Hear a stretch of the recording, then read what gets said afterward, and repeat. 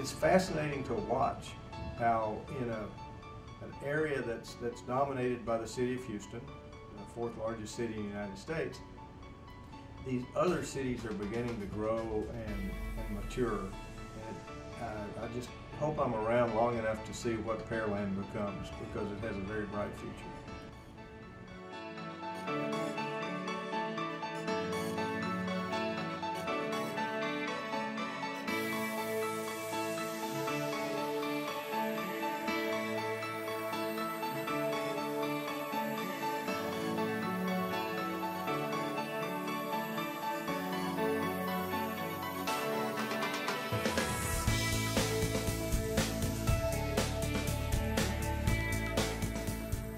Pearland is a great partner in this region. It's one of the fastest growing cities here in Texas, and now the third largest city in our greater metropolitan area. Mayor Reed is a wonderful person to work with. He's been a mayor for a very long time, but I do rely on his advice and participation as we work on regional issues.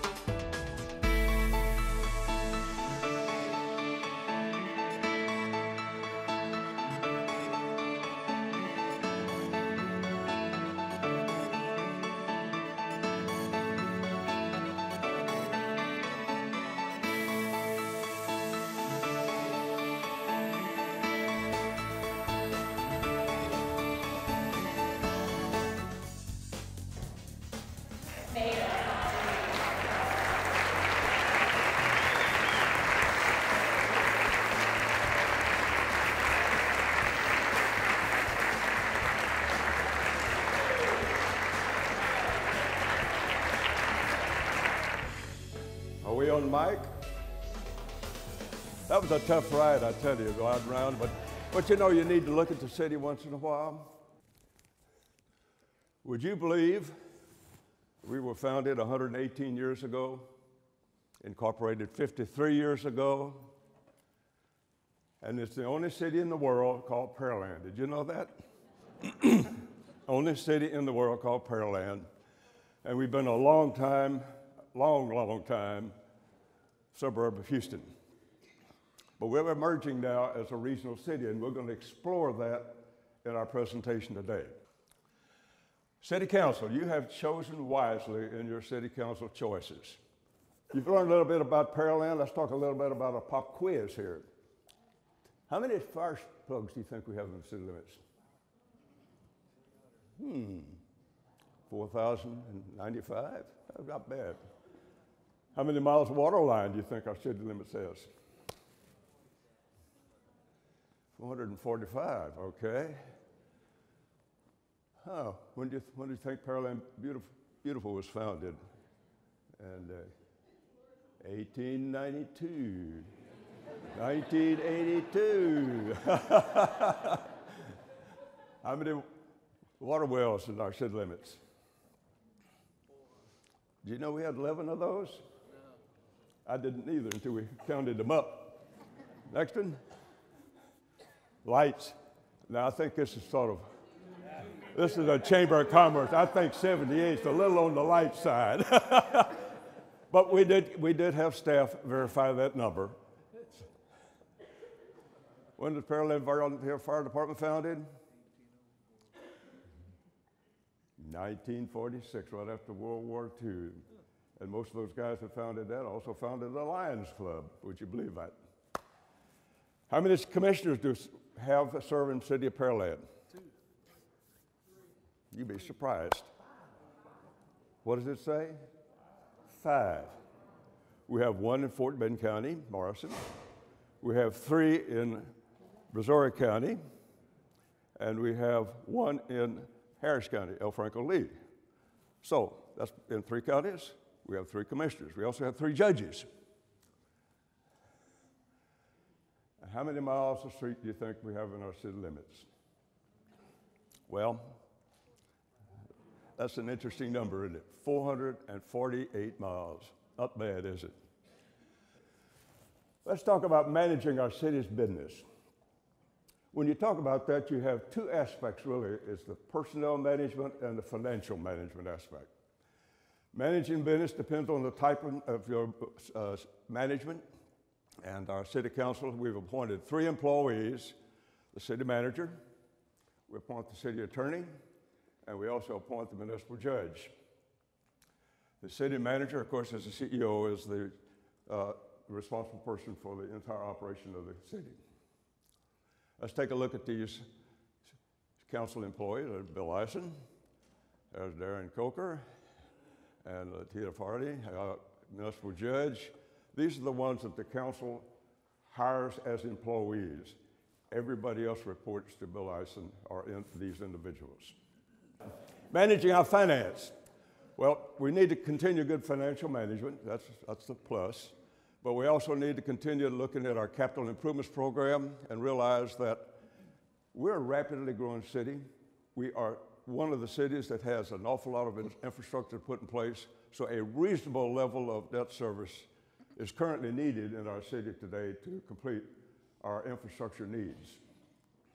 If you want to do major capital improvements, you've got to float bond issues.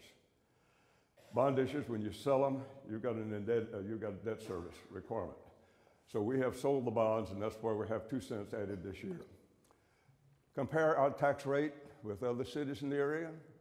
Alvin and LaPorte are a little ahead of us, over us, League City, Friendswood and Pasadena down below us. But you know, when you talk about the footprint that we have to fill, the rapid growth that we have, and the fact that we've had some increase in our debt service because of our bond issues, I think we're faring pretty well with other cities from a tax-based sentiment. Look at that AA for Standard & Poor's for water, sewer, general levy. That's not too bad. I think for a city growing at our rate, having to put in place such a tremendous amount of capital improvements and service to a rapidly growing city, that's not bad. The federal government is not too much better than that right now. Pearland Medical Plaza, HCA Hospital. So Kirby Drive, it's there at the 288 at the Pearland. Hope I don't need it. Yeah, I hope you don't need it either. It's on Shadow Creek Parkway. But they're getting ready to build a 44,000 square foot, 30-bed acute care hospital there. Looks like you're going to start that pretty soon. Medical systems. They came in from out of town and have put their regional office here. It's under construction on Kirby Drive. They're a worldwide manufacturer of disposable medical facilities, internal and medical devices. Pearland Surgery. Somebody said, what do you think about that architectural look? And somebody said, looks like Hawaii 5-0. I thought, man, that's great. But I have two good friends working there, Dr. Bala and Dr. Raj. So they have put that in place on Kirby Drive, and it is something that has set the style for development in that area. And it makes a big difference. I think it's something special when you have a little architectural flair in your development of your economic improvements. Kelsey Sebold, you're going to hear a lot more about these folks. They are a wonderful, wonderful organization. That's their start. It's not exactly, that's the architectural rendering, but it's changing place as they put place in, as they tilt the walls up. It's looking a little different than that. But they're going to start off with about 750 employees. It could go up as many as 1,000. They're the largest private multi-specialist medical provider in the area. And one of the things they have been recognized for, they're the nation's first accredited accountable care organization. Luby's. This is definitely not your father's Luby's. Definitely not your father's Luby's. You go in, who would have thought they'd have a Fuddrucker side by side with a Luby's? It works. This is their new prototype they put in place, and they're going to try it out here. I was there at the groundbreaking, and I've tried to go back several times, but I can't find a place to park. Hatchmont McDonald is an organization that was in Pearland. They were outgrowing their space. They said, we need a place for our engineers and our technical staff. So we made an arrangement for them to move into the business center building there. It's the only 4-story building center right off of Shannon Creek Parkway. And they love it up there, top floor. RefChem, drive down Beltway 8 from 288 heading east. You'll see this under construction right now. It's the 16th largest engineering firm in the area. They're building their home office here, and they're nationally recognized for their engineering and maintenance of petrochem and petroleum refineries. Chose a good location for that, didn't it? Next slide. Sam's Club. What can you say about Sam's Club? Man, they have changed, and we'll talk about what they have helped us achieve a little bit later in the presentation today as a market. Fortunately, Pearland is building the city that everybody wants, and this is one of the reasons why we're building the city everybody wants. It's the planning department, what you're driving going home. Chief says crime rate is down, and the FBI supports him by saying that they have taken a 2012 look at over 500 cities, over 100,000 population throughout the nation, and 5 of those cities in Texas are in the top 50 safest in America. Pearland happens to be number 48 safest city in America. And there's only one of only 2 cities, Pearland and Sugar Land, in the Houston area in that top 50 safest cities. And of course, we have Chief Riley with his department of 40 full-time employees. And they have service out of 6 stations, and 3 of those are operating 24/7 year-round. Our EMS, Chief Brahm has 4 mobile intensive care units on the street. EMT has an emergency medical technician on there with each unit, and have 39 full-time, 18 part-time employees. These are 2 very valuable elements in our city from a public safety standpoint. We're a green city. Did you know that? We're one of 28 cities in Texas with the coveted Scenic City certification. That's not an easy one to get. We're one of 72 cities to be Tree City USA certification. We're one of several cities to be designed as a bird sanctuary, and a lot of people didn't realize that. We're also one of the several cities that the council has said we want all future city buildings and facilities to meet LEED standards. So we are considered a green building policy city amongst very few others around. TxDOT is working on that as managed lanes and looking for funding right now. On Highway 35, TxDOT is upgrading the main street and upgrading Main Street. And I think eventually going to finish upgrading it. And the target is that it might be finished by 2013. That's this year, late this year. Cullen Boulevard, TxDOT is also completing it from the creek to the Beltway 8, and that's scheduled for completion in the later this spring, which is about May or June timeframe. Metro is doing the park and ride on 288. That's scheduled for 2014. There's a lot of things working, but the partnerships that we have with these organizations, I think it's extremely important. I think it's something that we've developed over the years, and it's something that it's taken a lot of work by the city council, our staff, and the recognition that Pearland is growing so fast that we need to do something out here. And we're no longer just a suburb. And let's explore that a little bit and find out why I think that we're not just a suburb. The Houston Chronicle said, some Houston suburbs aren't what they used to be. They have become sophisticated cities with amenities associated with urban lifestyle. And they continued by saying 3 of the largest communities surrounding Houston have a new regional distinction and are now called the lands: Sugarland, Pearland, and the Woodlands. I think that's kind of interesting. Kind of rings, has a good tone to it. I love that. Houston area now is the most diverse area, and that's according to the Kinder Institute of Urban Research. And 2 of the cities, Pearland and Missouri City, are even more diverse than Houston proper. Now, what that means is the world really is flat. It's not round. And that people do move in this area for a reason, because we have something they want to move here to. And we're getting our fair share of these quality people moving into our area from all over the world. I think that's something very special for us to have, something that I think our city council is working to bring them into our process and enlarge and make it even better. You're talking about people selling things. You have a marketing process in your community.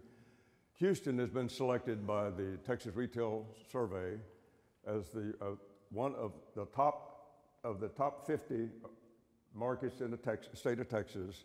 They are ranked number 1. Well, Pearland is ranked in that top 50, along with 6 other Houston cities. But we've done something I think is kind of special, and if you read the paper a lot, Houston Chronicle brags about Pearland. We have a San Jacinto, Texas Historical District. That's to celebrate the Battle of San Jacinto and Texas freedom. And we are part of that. We're down on the lower left there, but we share the history and culture of that whole district. And it so happens that that district is one of the larger ones in the state of Texas and one of the newest ones. That's our monument. If you drive down Pearland Parkway going toward Beltway 8, you see it. We put it there. We're one of 16 cities that have that in place. Ours is prettier than most of the rest of them, thanks primarily to Laura Cristanero. I think we need to build up an environment that will attract corporate headquarters and development. Because if we don't, they're going to go someplace else. I think we should be the place where they come to. We need to brand Pearland as a destination city with our shopping, dining, entertainment, cultural opportunities. If we don't have that environment here, you're not going to get the right type of people coming in. We're working right now on trying to put in place an organization to work on that. We have filed a nonprofit that's working, and it's called the Pearland Group. We need to leverage our recognition as one of the 3 lands when they start talking about Sugarland, Pearland, Woodlands. That's pretty heady association. I like to be associated with that type of environment. We're not quite there yet, but I think if we don't go to the next step and start working on it, we're going to miss that opportunity. And I do believe that we've got the team that can make it happen. The City Council and staff have the quality to work on that. We have so many good community partners, the Chamber, the Lions Club, the Keep Pearland Beautiful, all these type of organizations that we have. We can work together on that along with our supportive citizens. And we are very fortunate to have citizens who really have a vision of where we ought to go, or they wouldn't be here in Pearland in the first place. They say, this is the place to be, and this is where I want to make my home. So when you do that, you have to remember that the future does belong to those who prepare for it. I think our City Council, our community partners, and our citizens working together can move us up so that we still keep that leverage that we have achieved today. Our marketing leverage that we've been recognized, our recognition as one of the safest cities, 50 safest cities in America. Little things like that we've been sharing with you in the presentation today. One of the lands being associated with Sugarland and the Woodlands. I think that's pretty heady stuff. We can do that. And I think we need to make that move.